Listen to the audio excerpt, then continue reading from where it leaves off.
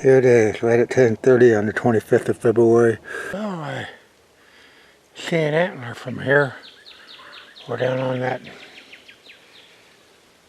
where we planted the pure traction and forage oats. And I'm standing at the scrape tree, and right out there,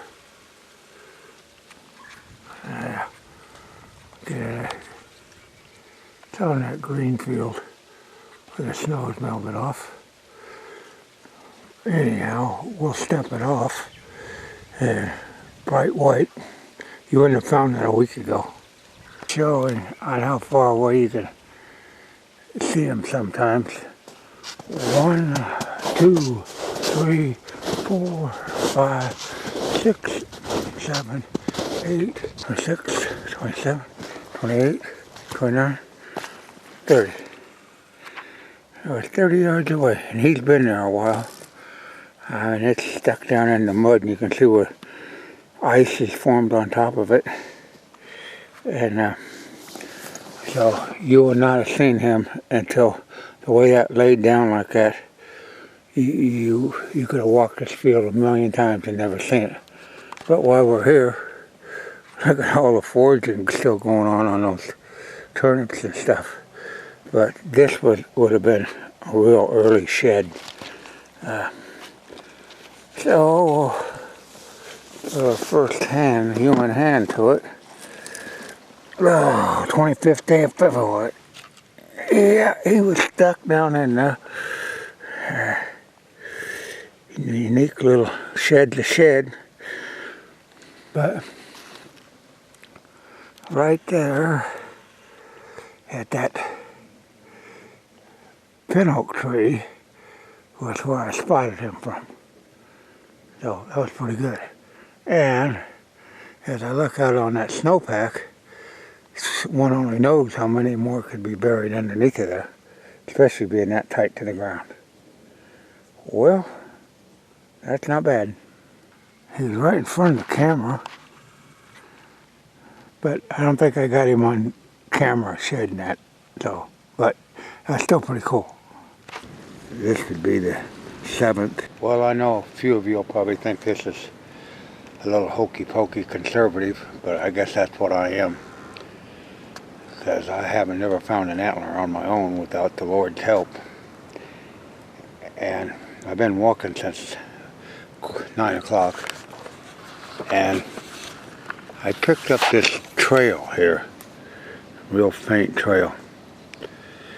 And I'm only standing about 5 yards from an antler. And I literally was walking up this trail, looking past up the hill and everything. And I'll show you just how far this was. 1, 2, 3, 4, 5, 6. And I was casting my eyes up the hill, and I just happened to look down, and there was my find. I couldn't believe that. I could have walked by that so easy. That's how little Donnie. Sometimes they're right there in plain sight, but even Grandpa can walk by, and sometimes little buddy. And that was a case of almost walking right past it. Because like I said, I was looking up that hill, looked right past this guy. Well, first human hand.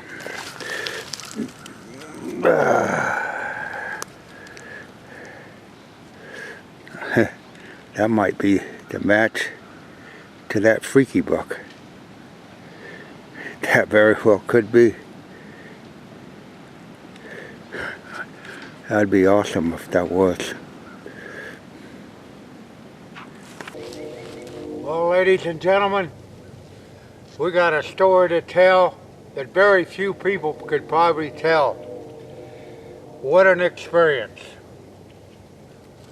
On the 26th day of February, this area up here on the Nebraska plot was melted off.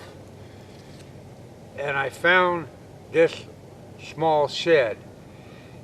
This was a buck that I was hunting, believe it or not, because of the uniqueness. I called it the freak buck. This tine actually grew out of its head just like this, like it grew right out of its eye.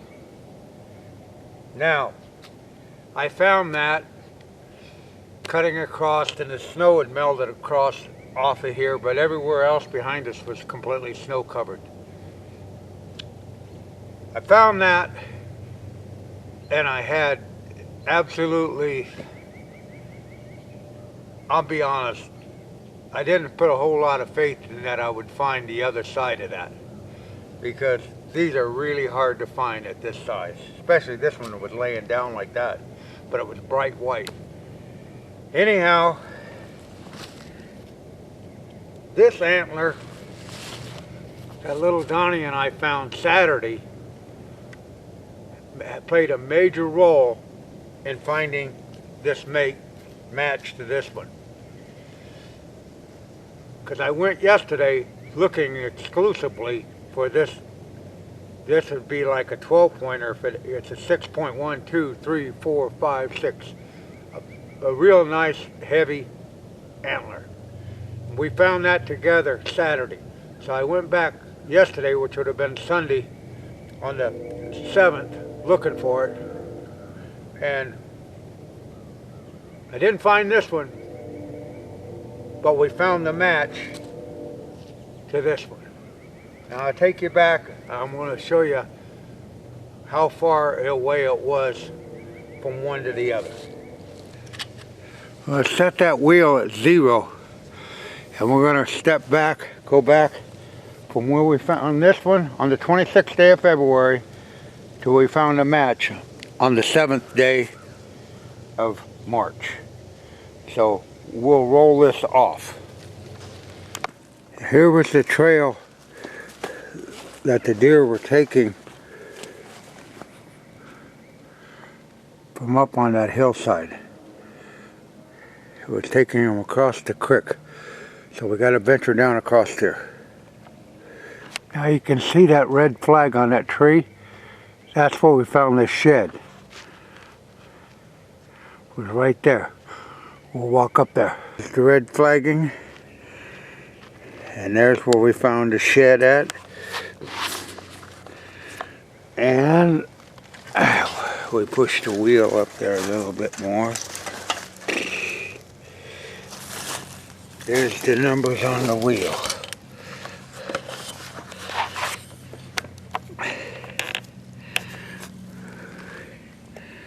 $340, almost 341 feet. That's 100 yards away. And like I said, when we found this Sunday, was right here, and I'll just step that off. And I'll walk the trail that I was hoping I was going to find that deer on. Well, we didn't find that shed, but this is the reason we're going to walk right to the other one. So we'll step this off.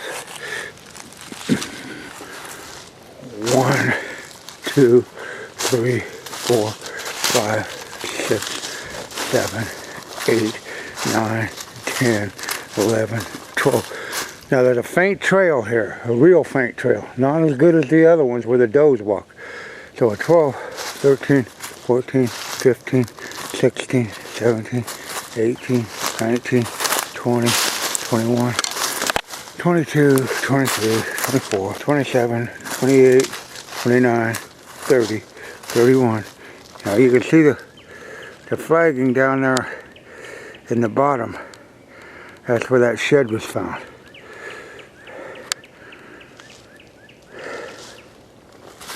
To 4, 35, 36, 37, 38, 39, 40, 41, 42, 43, 44, 45. 50 yards now from this guy.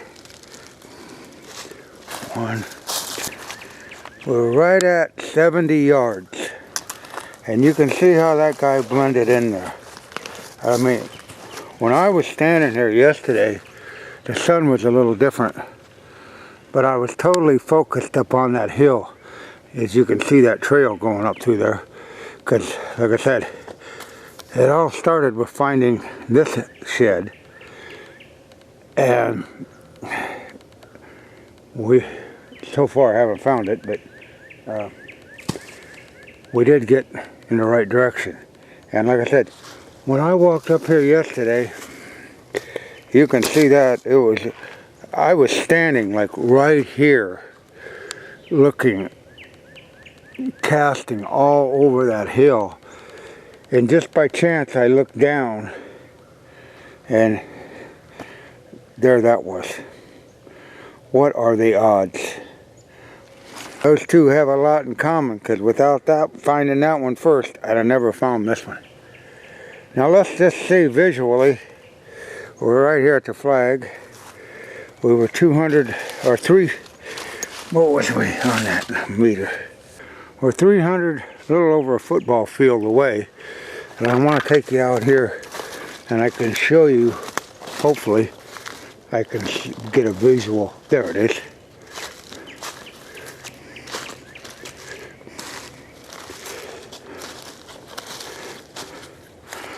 There's where the other antler laid. So it laid there about 340 feet, 100 yards, a good 100 yards away. And as I turn around here, there was where the matching set laid. So I hope you found that entertaining and educational. It was amazing when I found that one up football field away that I'd ever find this one. And I wouldn't have found it unless I found that big one first, because that was what got me on the track. Shed antler hunting. I want to make this clear. There is absolutely no rhyme or reason or formula or any kind of bullshit excuses that the rest of them tell you, because it's pure hunting. That shed will lay there and intimidate you and let you walk right by it. It don't get up and skedaddle. Well, I just had to show you that, and here's some pictures of the buck alive carrying that rack, and I'm going to try to get it mounted the best I can to simulate what it looked like in real life, because it's really hard. Because like I said, it'd be the left one. The left one, this would be the left side. It's like growing right out of its eye. So that is a tremendous, tremendous trophy. Well, that's it from the non-typical. And when I say non-typical, that's non-typical all the way, baby. Well, good evening, good afternoon, good morning, ladies and gentlemen. Well, I'll tell you, I got a story to share with you, and it's about shed hunting, and you've seen part of it. And this guy right here played a major role in the finding of what I found of the freak buck. On the 6th of March of 2021, me and my grandson, little Donnie, were out shed hunting, and we came upon this. Wow. That got us excited, and that was on the 6th, last Saturday. And so I took my grandson home, And the following morning, which was on the 7th of March, I was back in the woods. And I was in pursuit completely for this. Little did I know how that was going to play out. Well, I didn't find the right side of this yet. But what I did find on the 7th day of March was the right side of the freak buck. Now on the 25th day of February, I found the left side of that buck. And I had absolutely nil to none faith that I would find the other side, because those little ones are pretty hard. Well, as you've seen on the video, we found it. But I'll tell you what, it was divine intervention. And believe it or not, because to find that and find that freak buck and have some live video of it at the mock scrape is just, it's storybook. And I mean, it's nature in its fullest, and I was just glad to be able to share it with you. And like I said, the matching sets were a good 300 feet apart over a football field, and I had no, when I went to look for it, I wasn't looking for that one. I was looking for this big 12-point typical. And lo and behold, I got the buck that I was actually going to shoot. I wanted to shoot that buck. That would have been the buck I was going to take because of its rareness and its non-typical. But anyhow, we got it done, and I want to show you how it came out at the end of my results. I tried to mount it as good as I could to the pictures that we had, and so here's what I came up with.